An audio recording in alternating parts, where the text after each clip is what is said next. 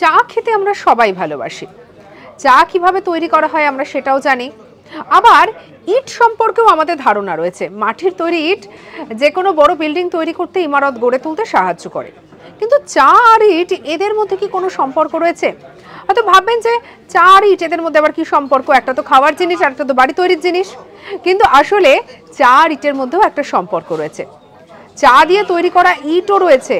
শুনতে অবাক লাগলেও এমন ইটও আমাদের পৃথিবীতে আছে।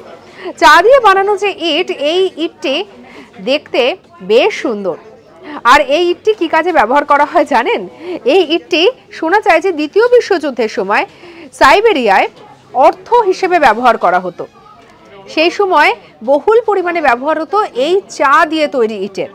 এবং যেটা জানা যায় যে মঙ্গোলিয়া এবং সাইবেরিয়ায় যাযাবরদের কাছে ধাতব মুদ্রার চেয়ে এই চা ইটই ছিল অন্যতম পছন্দের একটি মুদ্রা।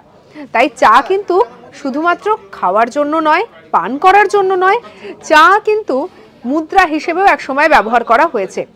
হ্যাঁ, হয়তো সাধারণত আমরা চা যেভাবে দেখি সেভাবে হয়নি, কিন্তু টি ব্রেকস অর্থাৎ চা ইটের আকারেই ব্যবহার করা হয়েছিল।